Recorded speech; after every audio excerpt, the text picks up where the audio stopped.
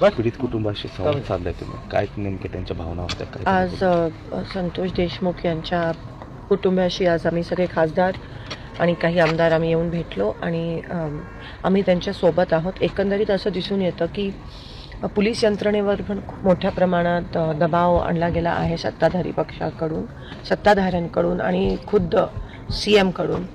ह्या गोष्टीचा आम्ही निषेध करत आहोत. आज संतोष देशमुख यांची कन्या, त्यांच्याशी मी बोलते, ती म्हणाली, आई मला बाहेर पडताना भीती वाटते, मला पण संरक्षणाची गरज आहे. कारण का हे पाळत ठेवून करतायत, डूब धरतायत आणि आज महिलांना पण सोडत नाहीत. असं एकंदरीत ही भीती या महाराष्ट्रात महिलांच्या मनात पण भीती आली. ज्या पद्धतीत त्यांची हत्या झाली इथे, इतकी क्रूर पद्धत होती आणि काही कारण नसताना आदर्श सरपंच म्हणून यांनी 2दा त्यांना पुरस्कार मिळाला, आदर्श गाव म्हणून.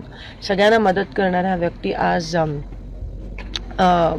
त्यांची हत्या करण्यात आली आणि अजूनही 3 आरोपी फरार आहेत.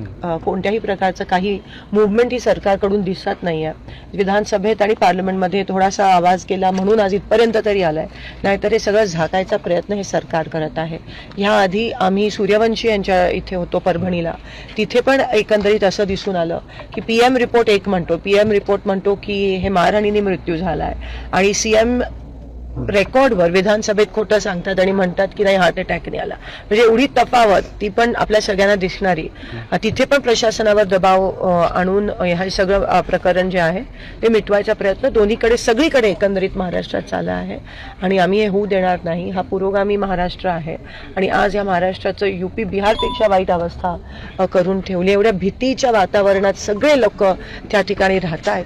तर ह्याचा निषेध करून आम्ही जोपर्यंत तिथे ज्युडिशियल इन्क्वायरी, जोपर्यंत इथे सगळ्या आरोपींना अटक मिळत नाही, जोपर्यंत सगळीकडे न्याय मिळत नाही, तोपर्यंत काँग्रेस, महाविकास आघाडी, आम्ही सगळे, ही काय आता पक्ष लढाई राहिली नाहीये, ही सामान्य लोक एकीकडे, महाराष्ट्र एकीकडे आणि सत्ताधारी जनता सत्तेचा अहंकार आहे ते एकीकडे आणि आम्ही दोन्ही कुटुंबांना न्याय मिळवून देणार आहोत. अधिवेशनात मुख्यमंत्री असं म्हणाले की मी शब्द पाळणारा व्यक्ती आहे.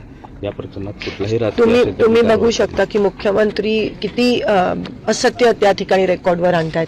PM रिपोर्ट एक सांगतो, ते एक बोलतात. ह्या प्रकरणात पण चौकशी झालीच नव्हती, दबाव आणला म्हणून चौकशी झाली, अजूनही 3 आरोपी फरार आहेत. एवढा दबाव ह्यांचा पोलीस यंत्रणेवर आहे आणि सगळं लपवायचा प्रयत्न हे सत्ताधारी करत आहे.